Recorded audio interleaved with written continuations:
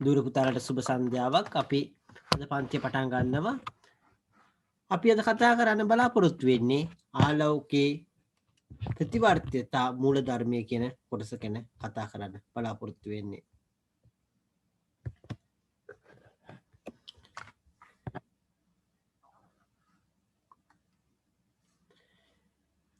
මේ පොතේ තියෙන කොටස අපි බැලුවොත් එම් ඉස්සෙල්ලා ප්‍රකාශ සංසිද්ධි මේකේ පරාවර්තනය වර්තනය කියන කොටස ප්‍රකාශ සංසිද්ධි කිහිපයකට වුවද භාජනය වෙමින් පැමිණෙන ආලෝක කිරණය ගමන් මග ප්‍රතිවර්තනය කළ විට එය පැමිණි මාර්ගය ඔස්සේම ආපසු ගමන් ගන්නව කියලා දක්වලා තියෙනවා. මෙම සංසිද්ධිය ආලෝක ප්‍රතිවර්තතා මූලධර්මය කියලා දක්වලා තියෙනවා. එතකොට මේ ආලෝක ප්‍රතිවර්තතා මූලධර්මය කියලා දක්වලා තියෙන්නේ ප්‍රකාශ සංසිද්ධි කියලා මේක දක්වලා තියෙන ප්‍රකාශ සංසිද්ධි කියලා කියන්නේ පරාවර්තනයයි වර්තනයයි කියන දෙක. එතකොට ප්‍රකාශ සංසිද්ධි කිහිපයකට උවද භාජනය වෙමින් පැමිණෙන ආලෝක කිරණයක ගමන් මග ප්‍රතිවර්තය කළ විට එය පැමිණි මාර්ගය ඔස්සේම ආපසු ගමන් ගන්නවා. මෙම සංසිද්ධිය ආලෝක ප්‍රතිවර්තතා මූලධර්මය කියලා දක්වලා තියෙනවා. එතකොට මේක මේ දක්වලා තියෙන්නේ මෙතනින් මේ ආලෝක කිරණය ගමන් කරනවා. මෙහෙම ගමන් කළා මේක මේ දක්වලා තියෙන්නේ ඒක පරාවර්තනය සිද්ධ වෙනවා මෙතනින්. එතකොට මෙතනින් එන ආලෝක කිරණය පරාවර්තනය වෙලා මෙතන ඊට පස්සේ වර්තනය වෙලා මෙහෙම ගමන් ගිහි කළා ආපහු වර්තනය වෙලා ඒක අංශක 90කින් මෙතන පතනය වුණාම අංශක 90කින් මෙතන ඒක මේකට පතනය වුණොත් මේ පුෂ්ඨයට එතකොට මේ පතන කෝණය අංශක බිඳුවක් නම් ඒ කියන්නේ මේ අභිලම්බකයට සමාන කෝණකින් එතකොට පතනය වුණොත් ඒ කියන්නේ පතන කෝණය අංශක බිඳුවක් නම් ඒ පතන කෝණය අංශක බිඳුවක් වෙනකොට මොකද වෙන්නේ? ඒක තුලින්ම ආපහු පරාවර්තනය වෙලා ගමන් කරනවා. ඒ පරාවර්තනය වෙලා ගමන් කරනකොට ඒක ඒ කලින් මාර්ගය ඔස්සේම ගමන් කරනවා කියලා දක්වලා තියෙනවා. ආපු මග ඔස්සේම ගමන් කරනවා කියලා දක්වලා තියෙනවා. ඒකට අපි කියන්නේ ආලෝක ප්‍රතිවර්තතා මූලධර්මය කියලා ලියලා තියෙනවා.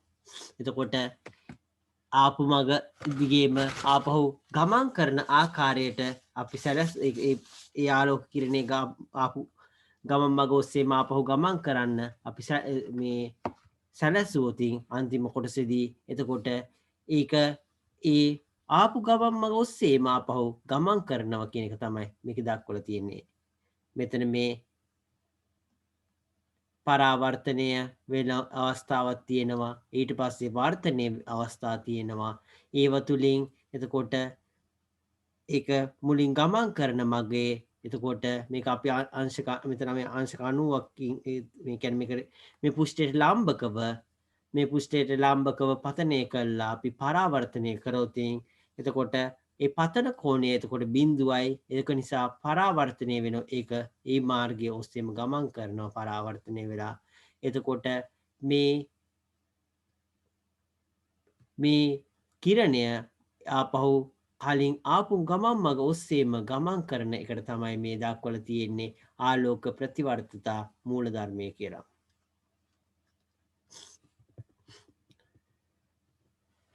ඊළඟ කොටස අපි බලුවොත් එහෙම අවතල කාච කියන කොටස තමයි අපි ඊළඟට කතා කරන්න බලාපොරොත්තු වෙන්නේ. එතකොට අවතල කාචයක පුෂ්ඨයද ගෝලවල කොටස් වන අයුරින් මේ දක්වලා තියෙන ආකාරයට එතකොට ගෝල දෙකකින් එතකොට සෑදිලා වගේ තියෙන තමයි මේ අවතල කාචත් තියෙන. උත්තල කාචත් එහෙමයි. ඒක ගෝල දෙකකින් හැදිච්ච විදිහට තමයි ඒකෙත් තිබුණේ පුෂ්ඨ. අවතල කාචවලත් එහෙමයි. ඒවත් ගෝල දෙකකින් හැදිච්ච ආකාරයට තමයි ඒවයි පුෂ්ඨ තියෙන්නේ.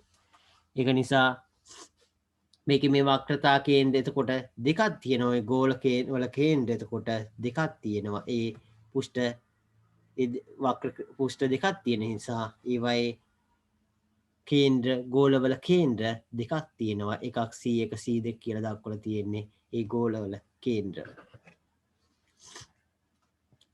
එතකොට මේ ගෝලවල කේන්ද්‍රයා කරන රේඛාව ගෝලවල කේන්ද්‍රයා කරන රේඛාවට අපි කියනවා ප්‍රධාන අක්ෂය කියලා. එතකොට මේක මේ දක්වලා තියෙන A පුෂ්ඨයට අයත් ගෝලයේ කේන්ද්‍රය C2 කියලා දක්වලා තියෙනවා. B පුෂ්ඨයට අයත් ගෝලයේ කේන්ද්‍රය C1 කියලා දක්වලා තියෙනවා. මෙම කේන්ද්‍ර යා කරන රේඛාව කාචයේ ප්‍රධාන අක්ෂය වන්නවයි කියලා දක්වලා තියෙනවා. එතකොට C1යි C2යි යා කරන රේඛාව කාචයේ ප්‍රධාන අක්ෂය වෙනවා කියලා දක්වලා තියෙනවා. එතකොට C1යි C2යි යා කරන රේඛාව ඒක කාචයේ ප්‍රධාන අක්ෂය වෙනවා. එතකොට උත්තල කාචයකදී මෙන්ම අවතල කාචයකදීද ප්‍රධාන අක්ෂය දිගේ යන ඕනෑම ආලෝක කිරණයක් නොනැමී කෙලින්ම ගමන් කරනවා කියලා දක්වලා තියෙනවා. එතකොට උත්තල කාචයක වගේම අවතල කාචයකදීත් මේ ප්‍රධාන අක්ෂය දිගේ ගමන් කරන ඕනෑම කිරණයක් ඒක නොනැමී ගමන් කරනවා කියලා දක්වලා තියෙනවා. කාචයේ මැද ඇති කේන්ද්‍රය එනම් ප්‍රකාශ කේන්ද්‍රය C වලින් දක්වනවා කියලා දක්වලා තියෙනවා. කාචයේ මැද ඇති කේන්ද්‍රය එනම් ප්‍රකාශ කේන්ද්‍රය C වලින් දක්වා ඇත කියලා දක්වලා තියෙනවා. ප්‍රකාශ කේන්ද්‍රය හරහා ආලෝක කිරණයද නොනැමී කෙලින්ම ගමන් කරනවා කියලා දක්වලා තියෙනවා. මේක මේ වක්‍රතා කේන්ද්‍රය මේක. එතකොට මේ මැද තියෙන එක ප්‍රකාශ කේන්ද්‍රය. මැද තියෙන මේ කොටස ප්‍රකාශ කේන්ද්‍රය. මේක C වලින් C කියලා දක්වලා තියෙන්නේ ඒ ප්‍රකාශ කේන්ද්‍රය. එතකොට මේක ප්‍රධාන අක්ෂය මේ 5/4 කියන රූපය බැලුවොත් එහෙම එතකොට අවතල කාචයේ තියෙනවා මේ මැද තියෙන්නේ ඒක ප්‍රකාශ කේන්ද්‍රය. එතකොට ප්‍රකාශ කේන්ද්‍රය C වලින් දක්වලා තියෙනවා කියලා දක්වලා තියෙනවා. ඊළඟට ප්‍රධාන අක්ෂය හරහා ගමන් කරන කිරණ ප්‍රධාන අක්ෂය හරහා ගමන් කරන කිරණ ඒවා වර්තනයකින් තොරව ගමන් කරනවා කියලා දක්වලා තියෙනවා. ඊළඟට ප්‍රකාශ කේන්ද්‍රය හරහා යන ආලෝක කිරණද නොනැමී කෙලින්ම ගමන් කරනවා කියලා අපි කලින් ඉගෙන ගත්ත ඒක මේකෙදිත් බලපානවා. එතකොට ප්‍රකාශ කේන්ද්‍රය හරහා ගමන් කරනවා නම් කිරණයක් ඒක නොනැමී කෙලින්ම ගමන් කරනවා. අපි ඒක උත්තර කාචවලදීත් අපි ඉගෙනගෙන තියෙනවා. ඒක මේකෙදිත් අවතල කාචවලදීත් එහෙමයි. ඊළඟට සලකලා බැලිය යුත්තේ අවතල කාචයේ ප්‍රධාන අක්ෂයට සමාන්තරව. එතකොට අවතල කාචයේ ප්‍රධාන අක්ෂයට සමාන්තරව, ඒ කියන්නේ ප්‍රධාන අක්ෂයට සමාන්තරව කියන්නේ මේ ආකාරයට මේ ප්‍රධාන අක්ෂයට සමාන්තරව පතනය වන කිරණ ගැන තමයි ඊළඟට කතා කරන්නේ. ප්‍රධාන අක්ෂයට සමාන්තරව පතනය වන කිරණ ගැන තමයි ඊළඟට කතා කරන්නේ.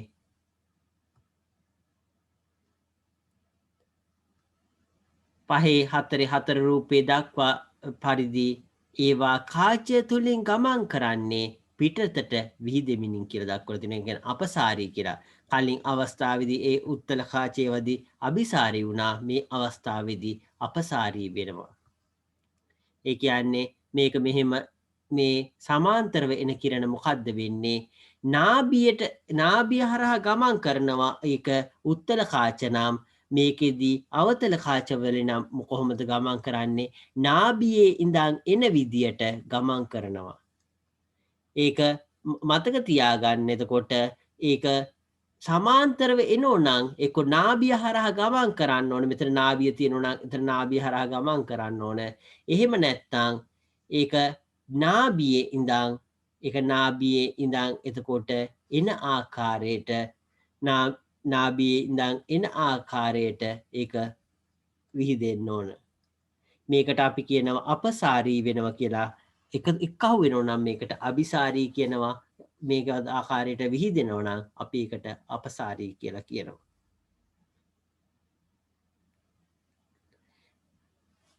එතකොට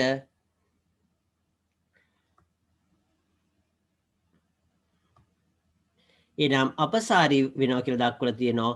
එම අපසාරී කිරණ පැමිණෙන්නාසේ පෙනෙන ලක්ෂය එම කාචේ නාභිය වෙනවා. ඒ කියන්නේ මේක තමයි නාභිය කියලා දක්වලා තියෙන්නේ. එතකොට මේකේ මේ අපි අවතල කාචයක් ගත්තොතින් උත්තර කාචයක් ගත්තත් අවතල කාචයක් ගත්තත් සමාන්තරව එනෝනම් කිරණයක් සමාන්තරව එනෝනම් ඒක නාභිය හරහා ගමන් කරනවා. එහෙම නැත්නම් ඒක නාභියේ ඉඳන් එනව ආකාරයට ගමන් කරනවා.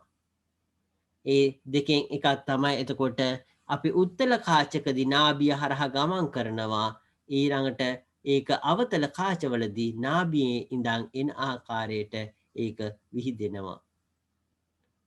ඒක දර්පණවලදීත් එහෙමයි. උත්තර දර්පණ අවතල දර්පණවලදීත් එහෙමයි. ඇත්තටම උත්තර දර්පණවලදී අපි මේ ආකාරයට තමයි එතකොට ඒක උත්තර දර්පණවලදී ඒක සමාන්තර වුණාම ඒක විහිදීමක් අපසාරී වීමක් සිද්ධ වෙන්නේ. ඒ වගේම අවතල දර්පණවලදී අபிසාරී වීමක් සිද්ධ වෙන්නේ. දුර පුතාලා ඒක ආපහු පාරක් බලන්න. ඇත්තටම ඒකේ ඒ ආලෝක කිරණ ගමන් කරන ආකාරය පිළිබඳව ඒක පොඩ්ඩක් ආපහු බලන්න. ඇත්තටම කිරණ සටහන් ගැන යම් අවබෝධයක් තියෙනවා නම් ඒක තරම් අපහසු දෙයක් නෙවෙයි. ඒක මතක තියාගන්න. ඒක ඉතාම වැදගත් වෙනවා. මේ අපසාරීද අபிසාරීද කියන එක ඒ කාච තුලින් ගමන් කරනකොට.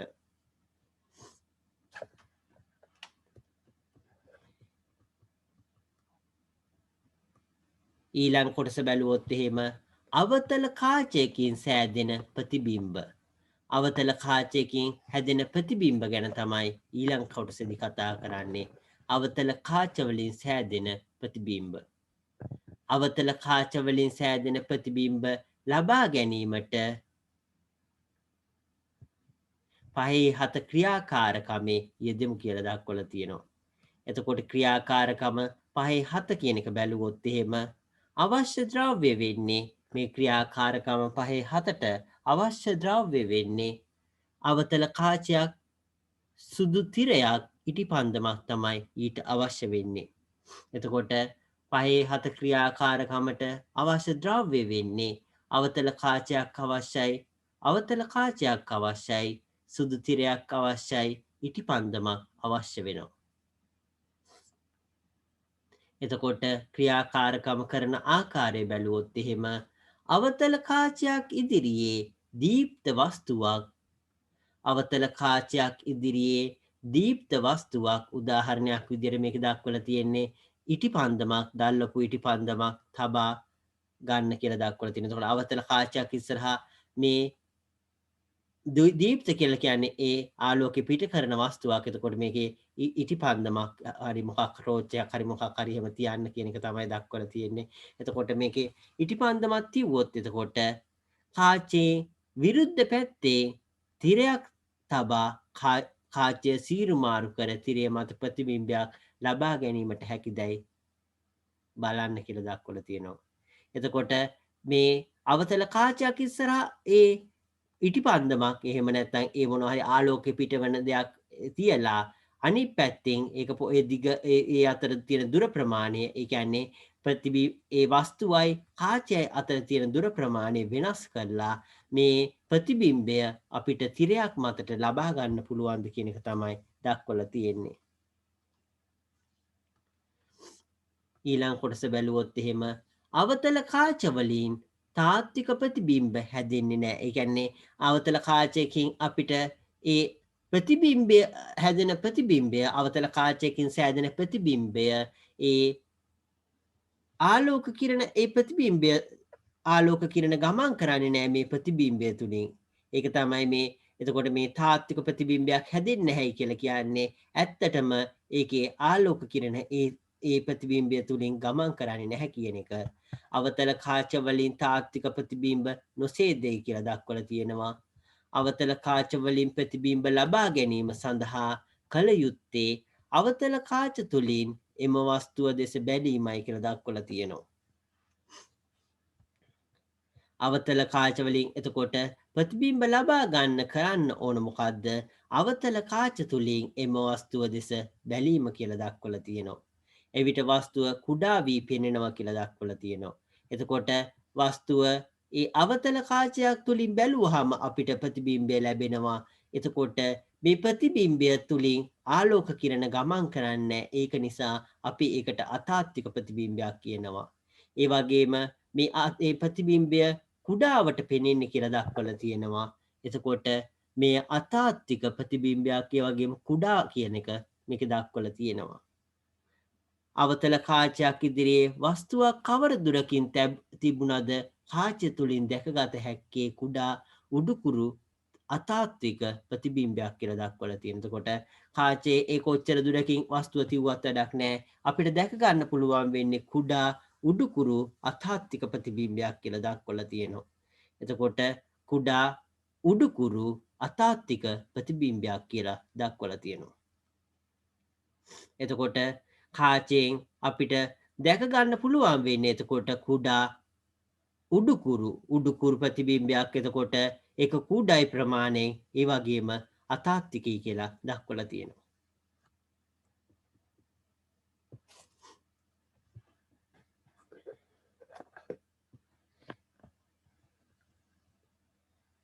එතකොට එම ප්‍රතිබිම්බය සැදෙන අයුරු 4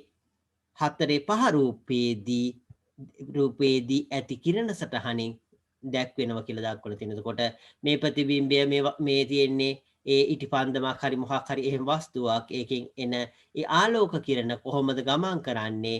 ඒ ගමන් කරාම අපිට ප්‍රතිබිම්බය කොහොමද ලැබෙන්නේ කියන එක මේකේ කිරණ සටහනින් දක්වලා තියෙනවා.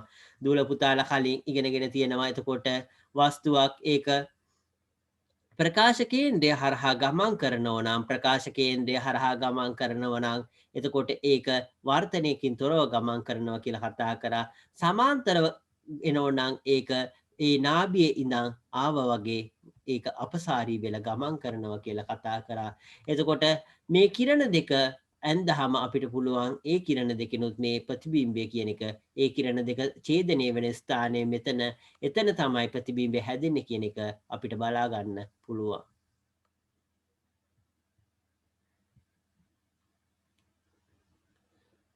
එතකොට ඒකෙන් පුළුවන් අපිට ඒ වස්තුවේ ඒ ප්‍රතිබිම්බය කොහොමද කොහෙද තියෙන්නේ කියන එක ඒකෙන් බලා ගන්න ඇත්තටම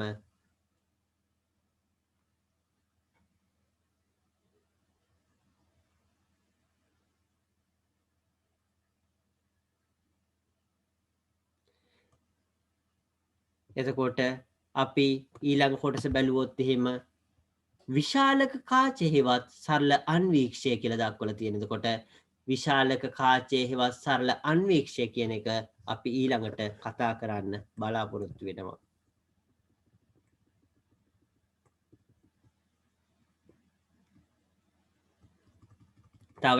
තව පොඩ්ඩයි තියෙන මේ පාඩමේ ඇත්තටම.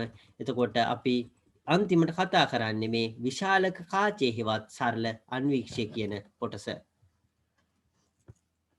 උත්තල කාචයක් ඉදිරියෙන් කාචේ නාභිය දුරට වඩා අඩු දුරකින් වස්තුවක් තබා කාචය තුළින් බලන විට වස්තුව විශාල වී පෙනෙන බව 5.3.8 රූපයෙන් දක්වලා තියෙනවා. එතකොට මේ උත්තල කාචයක් ඉස්සරහා එතකොට කාචේ නාභි දුරට වඩා අඩු දුරකින් එතකොට කාචේ නාභි දුර එතකොට ඊට වඩා අඩු දුරකින් වස්තුවක් තිබ්බහම කාචය තුලින් බලනකොට අපිට විශාල ප්‍රතිබිම්බයක් විශාල වී පෙනෙනවා කියලා අපි කලින් කතා කරලා තියෙනවා. උත්තල කාචයක් සතු මේ ගුණය කුඩා වස්තුවක් විශාල කර දැක ගැනීමට යොදා ගන්නවා කියලා දක්වලා තියෙනකොට මේ නාභිදුරට වඩා අඩු දුරකින් මේ වස්තුවක් තිව්වහම ඒක ප්‍රතිබිම්බය අපිට විශාල කරලා බලා ගන්න පුළුවන් කියන එක අපි භාවිතා කරනවා කියලා දක්වලා තියෙන. එතකොට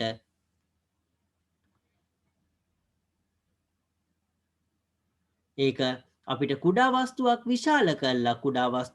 විශාල කරලා දැක ගන්න ඒක භාවිතා කරනවා කියලා මේක දක්වලා තියෙන්නේ. ඊළඟට දක්වලා තියෙන්නේ මිටකට සවි කර ගන්නා ලද උත්තල කාචයක් අත් කාචයක් හෙවත් විශාලක කාචයක් ලෙස හැඳින්වෙනවා කියලා දක්වලා තියෙනවා.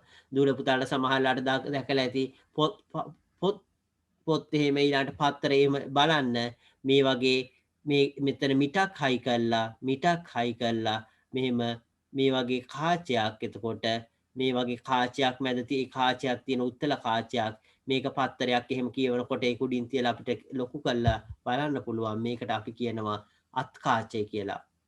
මේකේ එතකොට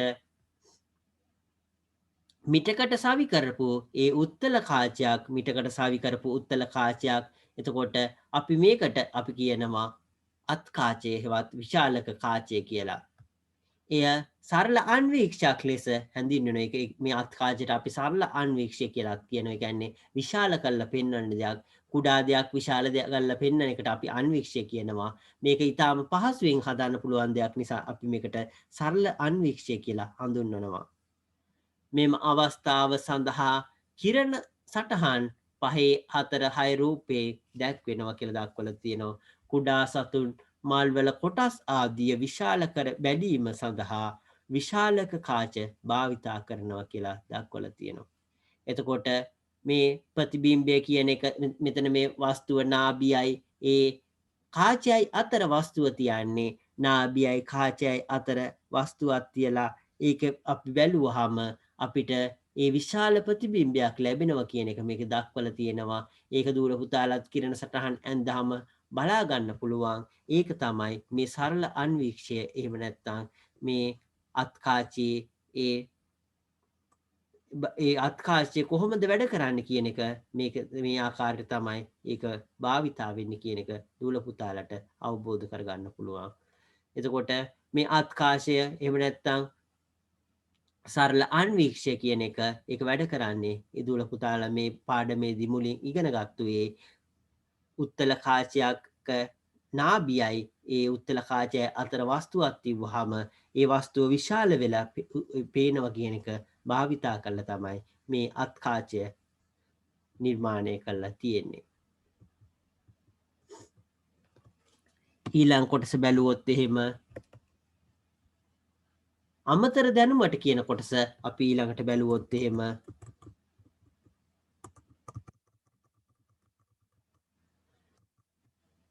කැමරාවල උත්තල කාච භාවිතයෙන් ඡායාරූප පටලය මතට තාත්වික ප්‍රතිබිම්බ ලබා ගන්නවා කියලා දක්වලා තියෙනවා. එතකොට මේ උත්තල කාච භාවිතා කරලා මේක දක්වලා තියෙන නාභිය දුරට වඩා අපි වැඩි දුරකින් එතකොට මේ නාභිය දුරට වඩා වැඩි දුරකින් එතකොට වස්තුව පිහිටන අවස්ථාවකදී ඒකේ මේ තාත්වික ප්‍රතිබිම්බයක් ලැබෙනවා කියලා අපි කලින් කතා කරා. ඒක භාවිතා කරලා එතකොට මේක මේ දක්වලා තියෙන්නේ කැමරාවල උත්තල කාච භාවිතයෙන් ඡායාරූප පටලය මතට තාත්වික ප්‍රතිබිම්බ ලබා ගන්න පුළුවන් කියලා. එතකොට මේ උත්තල කාච භාවිතා කරලා ඡායාරූප පටලය මතට එතකොට තාත්වික ප්‍රතිබිම්බ ලබා ගන්න පුළුවන් කියලා දක්වලා තියෙනවා.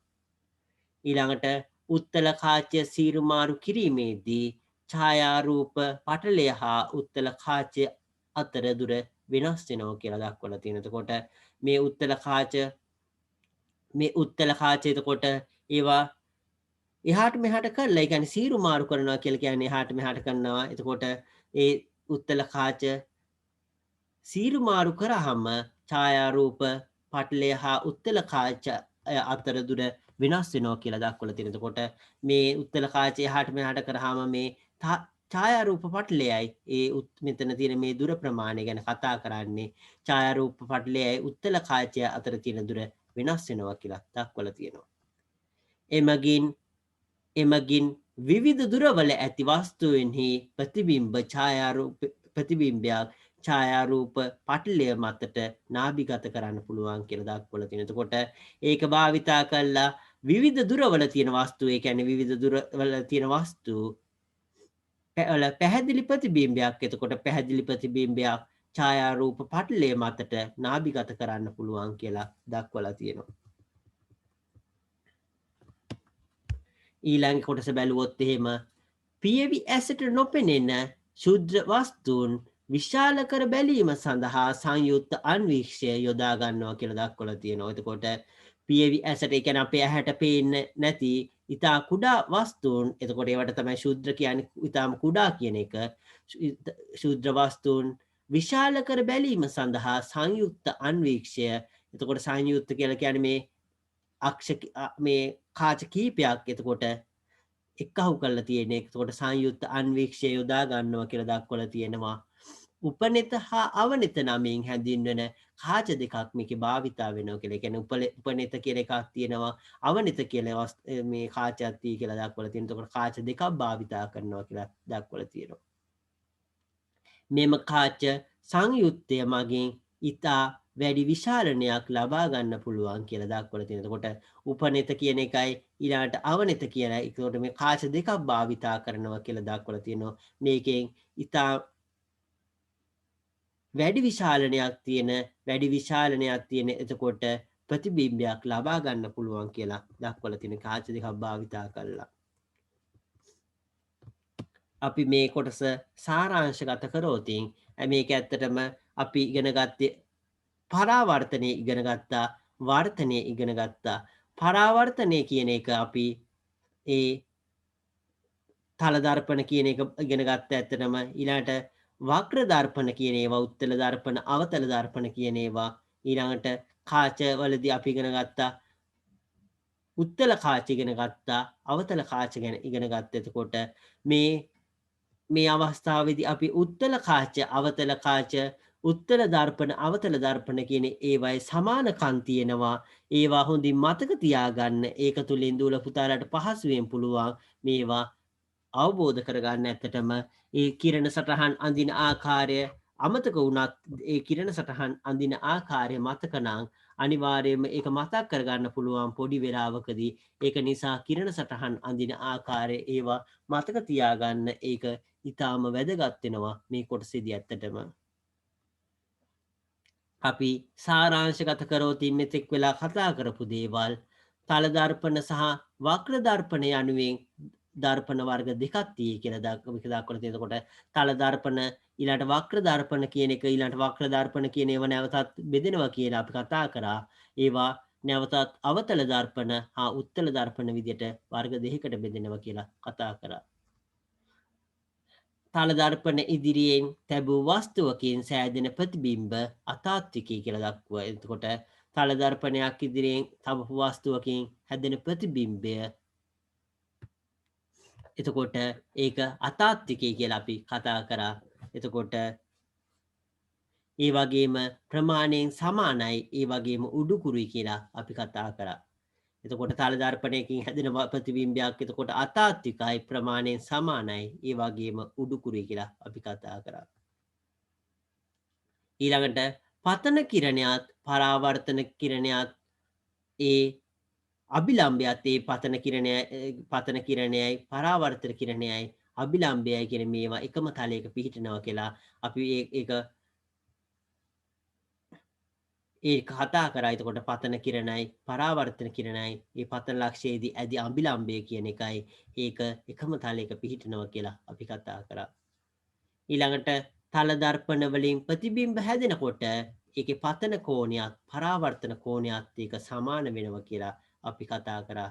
මේ දෙක වැදගත් වෙනවා. ඇත්තටම ඒක මතක තියාගන්න පතන කිරණයයි පරාවර්ත කිරණයයි එතකොට පතන ලක්ෂයේදී ඇඳපු අභිලම්භයයි කියන මේ එකම තලයක පිහිටනවා. ඒ වගේම තල දර්පණයකේ පතන කෝණයයි පරාවර්ත කෝණයයි එතකොට සමානයි කියන එක. එතකොට ඒක අපි කතා කරා. ඒක මතක තියාගන්න එක ඉතාම වැදගත් කොටසක් ඇත්තටම. ඊළඟට උත්තල දර්පණයක් ඉදිරියේ වස්තුවක් කවර තැනක තැබුවත් උත්තල දර්පණයක් ඉදිරියේ වස්තුවක් කවර තැනක තැබුවත් සෑදෙන ප්‍රතිබිම්බය කුඩායි කියලා දක්වලා තියෙනවා. එතකොට උත්තර දර්පණයකින් හැදෙන්නේ කුඩා ප්‍රතිබිම්බයක්. ඒක උඩුකුරුයි අතාත්විකයි. ඒක නිසා දූල පුතාලා හොඳින් ඒක දන්න දෙයක්. එතකොට වාහනවල එහෙම උත්තල දර්පණ භාවිතා කරනවා. ඒ විශාල පරාසයක් පේන්න. ඒ කියන්නේ කුඩා ප්‍රතිබිම්බයක්, උඩුකුරු ප්‍රතිබිම්බයක්, අතාත්වික ප්‍රතිබිම්බයක් හැදෙන්නේ. නමුත් ඒකෙන් විශාල ප්‍රදේශයක් පේන නිසා අපි වාහනවල කණ්ණාඩි විදිහට භාවිතා කරන්නේ උත්තල දර්පණ. ඊළඟට බැලුවොත් එහෙම එක් මාධ්‍යයක සිට තවත් මාධ්‍යයක් වෙත ආලෝක ගමන් කිරීමේදී ආලෝක කිරණවල දිශාව වෙනස් වීම එතකොට ආලෝක වර්තනය කියලා හඳුන්වනවා. එතකොට ඒ ගමන් දිශාව වෙනස් වීමට තමයි අපි ආලෝක වර්තනය කියලා කියන්නේ ආලෝක කිරණවල. ඊළඟ එක බැලුවොත් එහෙම විරල මාධ්‍යයක සිට ගහන මාධ්‍යයක් වෙත ආලෝක ගමන් කිරීමේදී වර්තනය වනුයේ අභිලම්බයේ දෙසට කියලා දක්වලා තියෙනවා. එතකොට විරල මාධ්‍යයක ඉඳන් ගහන මාධ්‍යයකට එතකොට ආලෝක කිරණ ගමන් කරනකොට එතකොට ඒක දූල පුතාලා මතක තියාගන්නට වඩා මේ අපි කතා කරා ඒ මාධ්‍යයේ එතකොට ඒ වර්තනාංකයයි එතකොට ඒකේ පතන කෝණයයි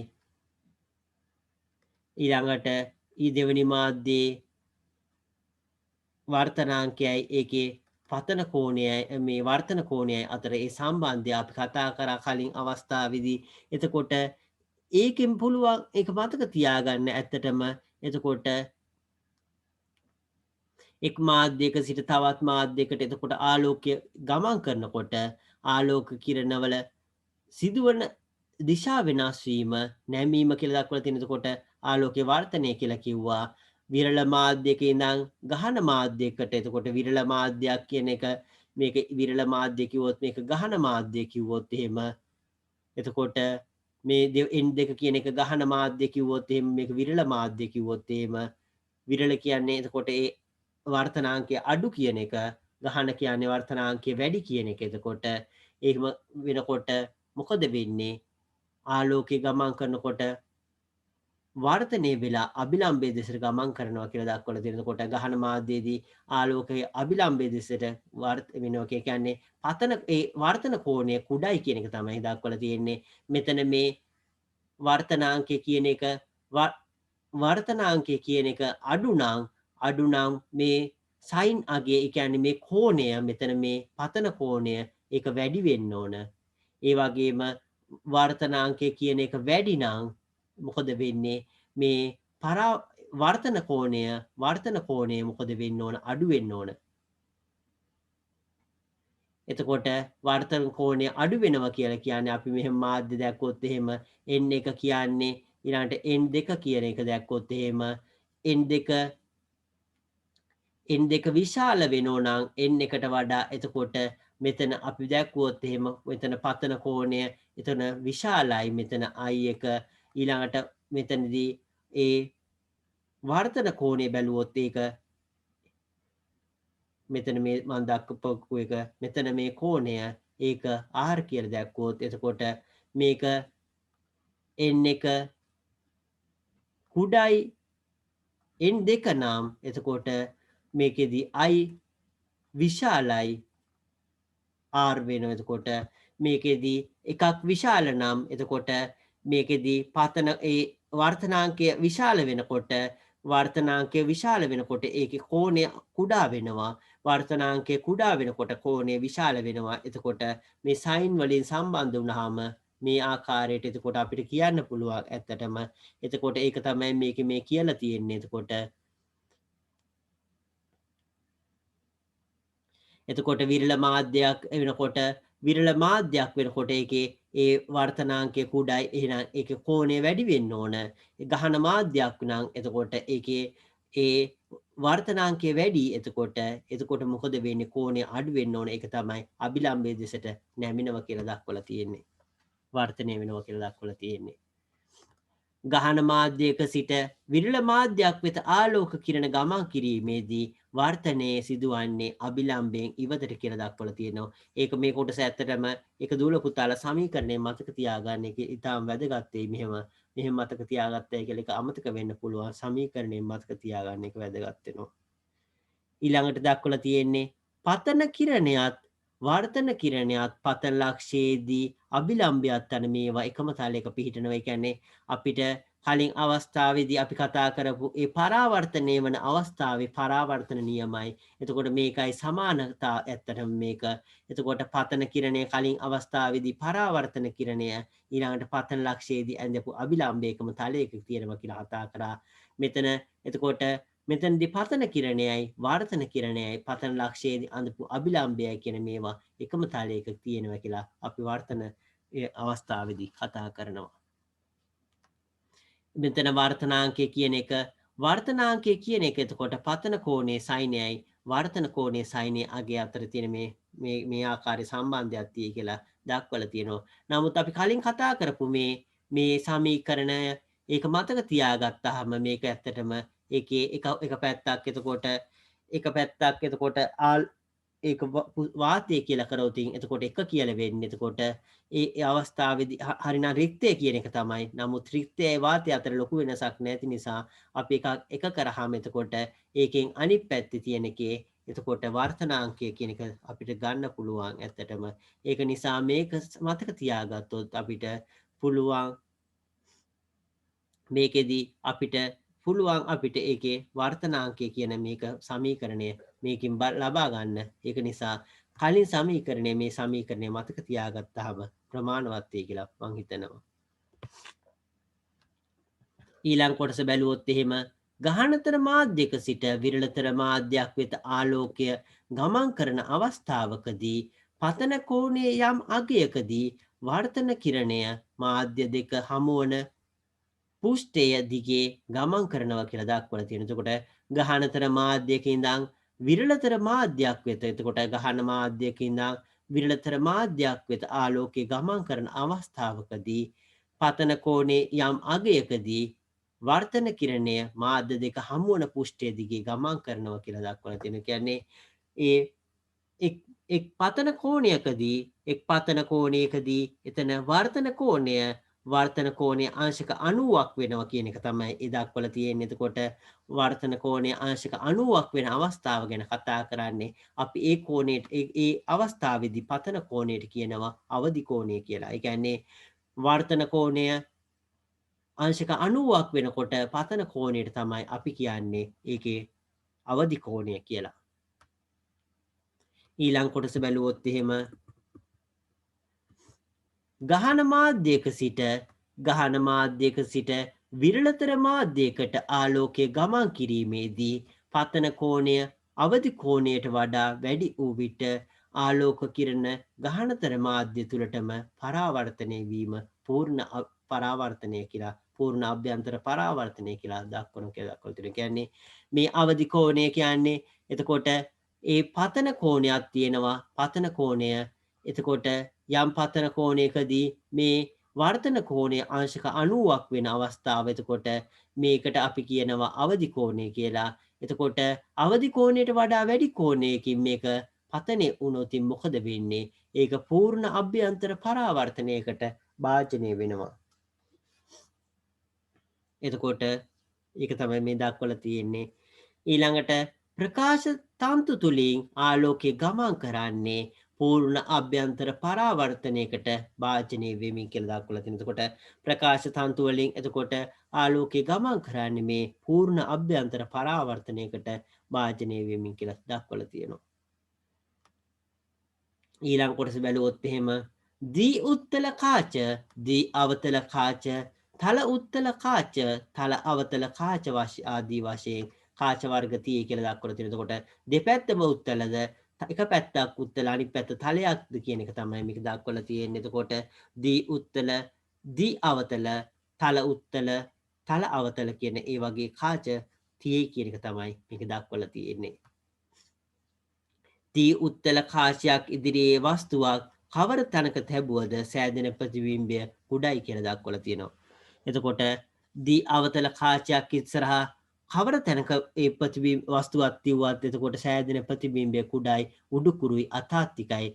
මේක දූල පුතාලා හොඳින් මතක තියාගන්න මේක. එතකොට මේක කලින් අවස්ථාවේ දක්වලා තියපු ඒ උත්තල දර්පණ කියන අවස්ථාවයි මේකයි සමානයි කියලා දූල පුතාලට තේරෙනවා ඇති. ඇත්තටම මේ දී උත්තල කාචයයි එතකොට දී අවතල කාචයයි එතකොට උත්තල දර්පණයි කියන එක බොහෝ සමානයි. එතකොට මේක දූල පුතාලට ඒක ප්‍රතිබිම්බය කුඩයි උඩුකුරුයි අතාත්තිකයි කියලා කලින් අපි ඉගෙනගෙන තියෙනවා. එතකොට ඒ වගේ සමානකම් වලින් එතකොට මතක තියාගන්න.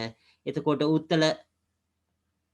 ඒ උත්තල දර්පණයකුයි අවතල කාචය අතර සමානකම් තියෙනවා. ඒකේ තියෙන වෙනස්කම් ඒවා පොඩ්ඩක් මතක තියාගන්න. ඒ තුලින් දූල පුතාලාට ඒක හොඳින් අවබෝධ කරගන්න පුළුවන් වෙයි. දූල පුතාලා මේකේ තියෙන අභ්‍යාස මේ ටික කරන්න. ඒ වගේ විභාග පේපර් එහෙම කරෝතින් පුළුවන් මේක ඒ තියෙන දේවල් ඇත්තටම හොඳින් තේරුම් ගන්න. මේකේ අභ්‍යාස ගොඩක් තියෙනවා. ඒක නිසා ඒක හොඳින් ඒ අභ්‍යාස ටික කරලා බලන්න.